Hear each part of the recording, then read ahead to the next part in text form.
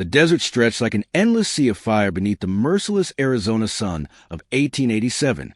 Heat shimmered above the red earth, turning the horizon into a wavering mirage.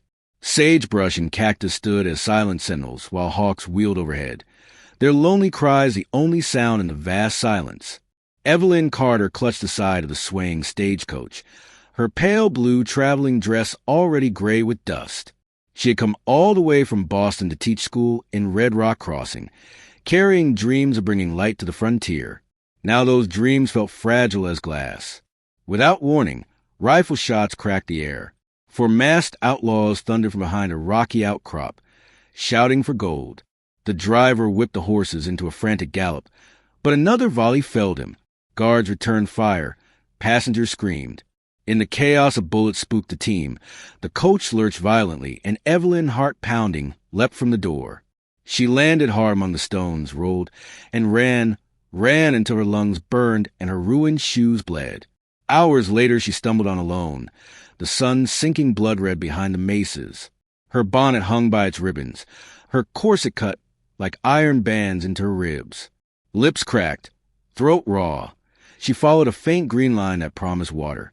The river was only a silver thread winding to the canyon floor, yet to Evelyn it shone like salvation. She fell to her knees, cupping the cool flow in trembling hands, drinking until the world steadied. For one blessed moment she believed herself safe. Then came the slow, deliberate rhythm of hooves. From the crimson dusk emerged a rider upon a great black stallion. He moved as one with a horse, bare to the waist, skin bronzed by countless suns, long dark hair bound with rawhide. A necklace of carved bone rested against his chest. Dark eyes took in everything at once. Knife and bow hung at his belt, rifle slung across his back. He was wild and magnificent, like something born of the desert itself. Evelyn froze, half in terror, half in unwilling awe. He said nothing, only swung down with fluid grace and led the stallion to drink. Evelyn turned to flee, but the horse startled at her sudden movement and reared. The man lunged to calm it, dropping his rifle, pulling hard on the reins, yet the motion threw him off balance. He splashed into the shallows, clothing torn away by rock and current. He rose from the water tall and unashamed, sunlight gilding wet skin. Every line of him powerful and ancient. For an instant the world held its breath. Evelyn's hand flew to her mouth. Heat flooded her cheeks. His gaze met hers, steady, unflinching, and when he spoke his voice rolled low like distant thunder through a canyon. You saw me riding naked. By the law, my people, you are now my wife. Her mouth went dry. What? He did not advance, only watched her with those dark, wild eyes. You have seen me as no stranger should, bare in body and spirit. The sacred has been witnessed. Now you belong to my care. I belong to no one, she managed, voice trembling. I was lost. It was an accident.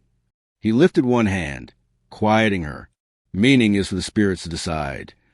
The wind rose, rustling cottonwoods along the bank. The stallion snorted. Evelyn felt fear twist with something she could not name, something drawn to his calm certainty.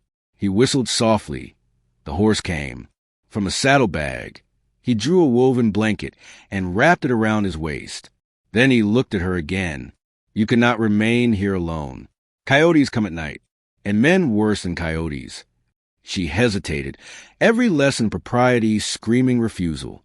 Yet the empty desert stretched behind her, and she knew the truth. She would not see another dawn alone. He offered his hand. Trembling, she took it, allowing him to lift her onto the stallion before him. The ride through deepening twilight was silent save for the creak of leather and the steady beat of hooves. Heat radiated from his bare chest. His arms circled her waist with impersonal strength. Stars pricked the violet sky as they climbed a narrow pass between crimson cliffs. We camp here, he said at last. He built a small fire of mesquite, sparks rising like fireflies into the black. He offered dried meat and a gourd of water. She accepted wordlessly. After a time he spoke. You are far from your home. Boston, she whispered. He tilted his head. Many miles. Why come to this hard land? To teach. They needed a schoolmistress in Red Rock Crossing. A faint nod. Brave. but the west devours the gentle. She gave a weary smile. I'm learning that. Silence fell again, broken only by crackling flames and distant coyote song. At last she asked softly, Did you truly mean it about your law? His eyes met hers across the firelight. My people do not speak what we do not mean. Her heart thudded. Then what happens now? Now you rest. Tomorrow we ride to my village. The elders will decide. Exhaustion finally claimed her. She lay beneath his blanket, watching shadows dance across his watchful face, until sleep took her. Morning spilled gold over the canyons. Evelyn woke to the scent of coffee and smoke. Talon crouched by the fire, grinding parched corn. He handed her food without ceremony. We ride soon. My people are 2 ridges north. By midday they reached the village. Lodges of hide and willow clustered beside a clear stream, children darting like bright birds, smoke curling lazily into blue sky. All activity stilled as they approached. Murmurs rose. An elder woman with silver-streaked hair stepped forward. Talon spoke respectfully in Apache, then in English. She is under my protection. She saw the sacred. The law binds her to me. The woman's sharp eyes studied Evelyn. Do you accept this, Ishta? Evelyn faltered. It was an accident. Accidents carry meaning, the woman replied. She turned to Talon and spoke rapidly. He nodded. The elders will speak when the sun sleeps, she told Evelyn. Until then, you are safe. They gave her a small lodge fragrant with sweet grass. Curious children peeked in, whispering white woman, before fleeing in giggles. At twilight, the council fire burned bright.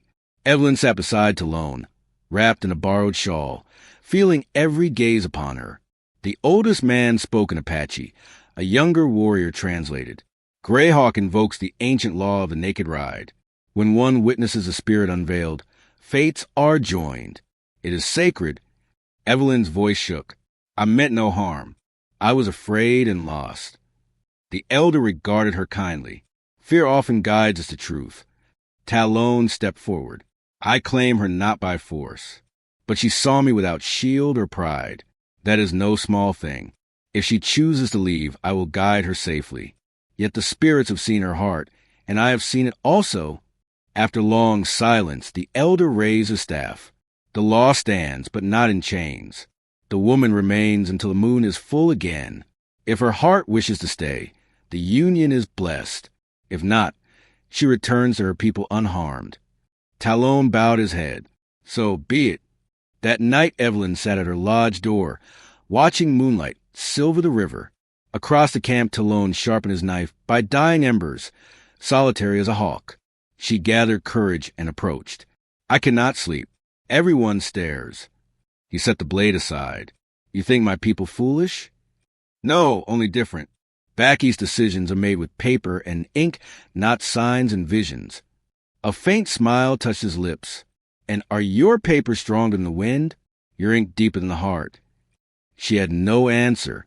He rose, stepping close enough that firelight danced in his eyes. Do not fear what you do not yet understand. The desert tests every soul that enters. Perhaps it brought you here to learn what only it can teach. And what is that? She whispered. That freedom is not always found in the world you know. Sometimes it waits in the one you never meant to enter. They stood long moments, night humming around them, shadows mingling in the glow. At last she stepped back. Good night, Talon. Good night, Evelyn Carter. Weeks passed beneath waxing moon. Evelyn learned the rhythms of the camp. Women grinding corn at dawn, children's laughter, deep drums at night like earth heartbeat. She rode astride without side saddle, cooked over open flame, wove river willow into baskets. Most of all, she learned silence, how the land itself spoke without words.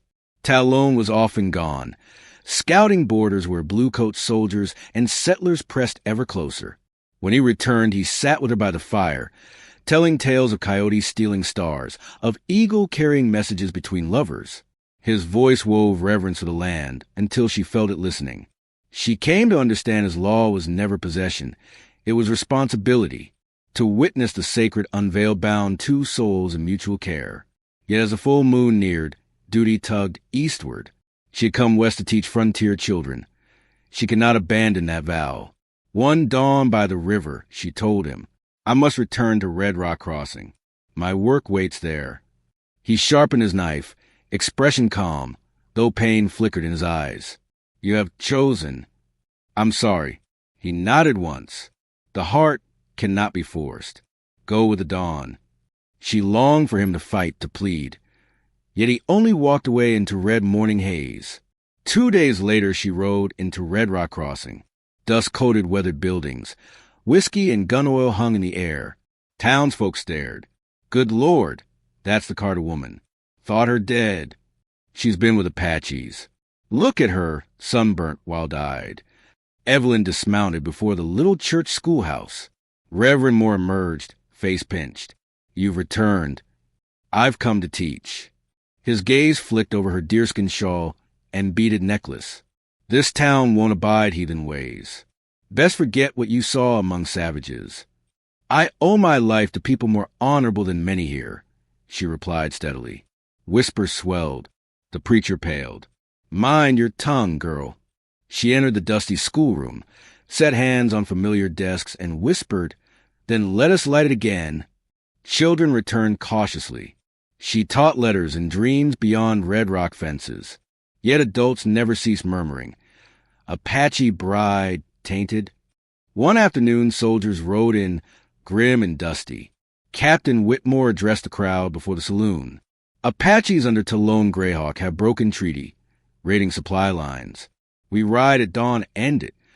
That's untrue. Evelyn cried.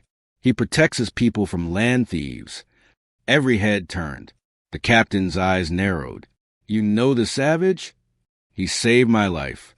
He is no raider. Then you're an Indian lover, the preacher spat. Bewitched.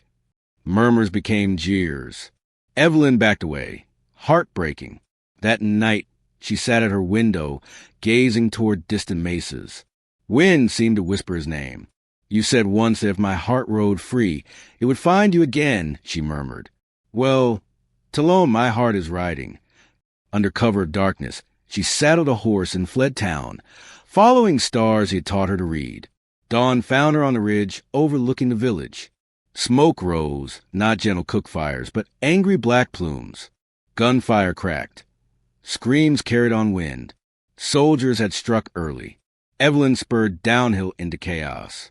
Lodges burned. Women fled with children. Warriors fought like spirits of earth itself. She screamed Talon's name until her throat bled. She found him near the river, streaked with blood and soot, battling 3 bluecoats. His movements were lethal grace. He disarmed one, fired twice. 2 fell. The third lunged with saber. Talon caught the blade barehanded, blood streaming, and drove his knife home. Talon! He whirled, disbelief in his eyes. Evelyn, no. You should not be here. I had to come. They lied about you. Gunfire erupted anew. He dragged her behind a log, shielding her with his body. We must reach the river. The women and children crossed there. They ran through smoke and flame. An explosion rocked the earth. Talon lifted her when she stumbled, carrying her through reeds to the bank. Warriors covered the retreat from rocks across water. Soldiers pressed closer. Red Hawk, Talon's brother-in-arms, staggered toward them, blood soaking his side. They've cut the crossing. Then we stand here, Talon said grimly. He turned to Evelyn. Stay behind the rocks. Do not move. No, I won't hide while they kill you. His eyes softened a heartbeat. You are brave, my white dove. But bravery cannot stop bullets. 5 soldiers burst through smoke, rifles raised. Talon fired. 2 dropped. Evelyn snatched a fallen revolver and fired wildly. Recoil jolted her arm, but the 3rd soldier fell. Talon stared in astonishment. She trembled, gun smoking. I'm not so soft-hearted as you thought. A grim smile. No, you are fire. Then came the deadly click of a hammer. A soldier on the ridge above aimed at Talon's back. Time slowed. Evelyn saw a muzzle flash, heard the roar, and moved without thought. She threw herself in front of Talon. Pain exploded white-hot through her shoulder. She crumpled against him as darkness swallowed her. When consciousness returned, it was night. Stars burned cold above blackened ruins. She lay bandaged by the river, shoulder throbbing. Talon sat beside her, face soot-streaked and weary, yet alive with fierce relief.